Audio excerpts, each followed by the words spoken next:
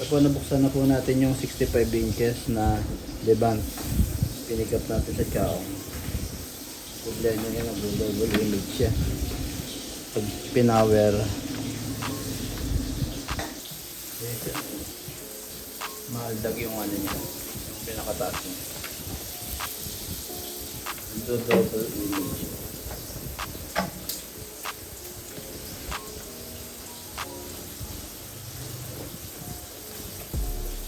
Pinasira niya, double image sa taas. Natin kung saan side yung may sira sa kanya. Bilangan kasi panel niya, left and right. Iangat natin yung kabilang side kung sa inyo para makita natin kung sa inyo may problema. Iangat natin yung kabila. Saksakulin natin. Iangat natin power. Ito power ko. Ito.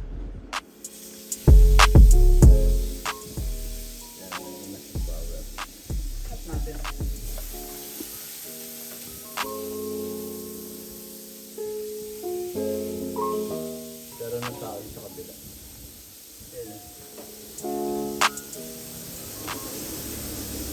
Dito sa kabadlang kabila yung nagkakaroon ng buret. Dito may damage.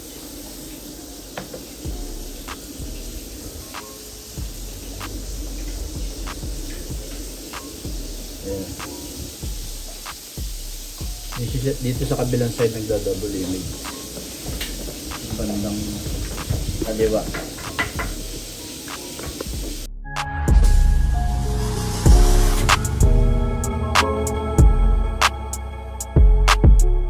Ito yung model na 65 inches na Devant. Yan po yung model niya. Model number 65UHB300. Yan po yung gagawin natin. Nagpi-flicker siya. Buka naman natin kabit dito.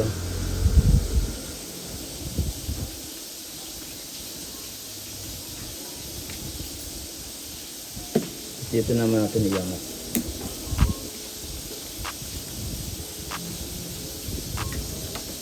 Lock natin.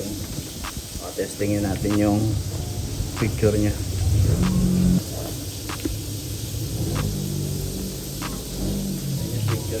Wala naman magdo-double image of figure. Malinaw dito.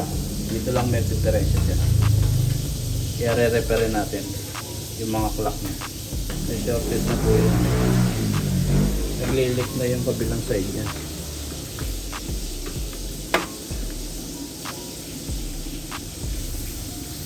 Lock natin.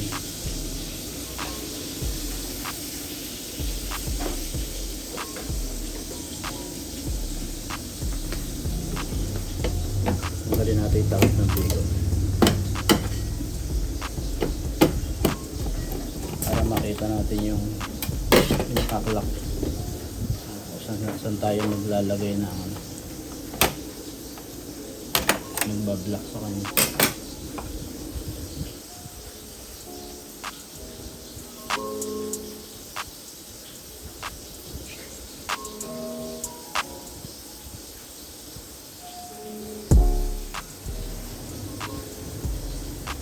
Ito na, nakita na natin yung dito sa kabilang side natin lalagyan ng bablock natin kung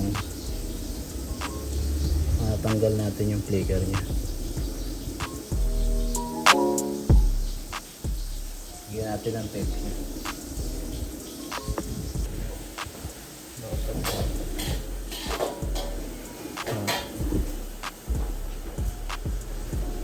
Subukan natin lagyan ng block dito sa mga clock nya. Dito gawin yung clock nya. Lagyan natin ng tape.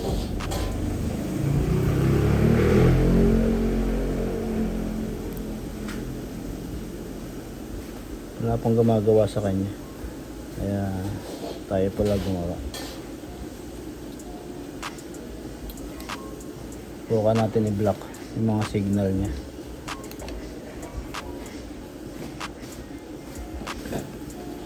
Mga clock signal.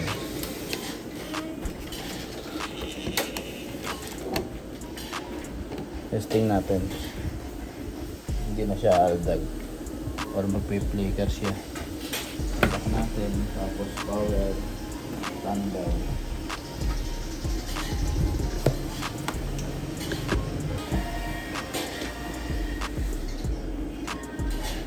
Yan, hindi na po siya maaldag. Hindi na siya nagpi-flicker.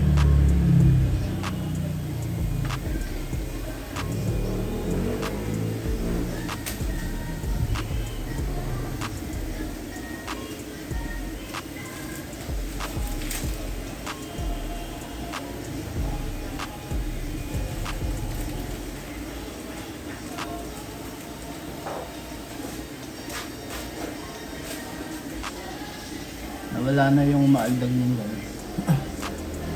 Nawala na yung flicker niya.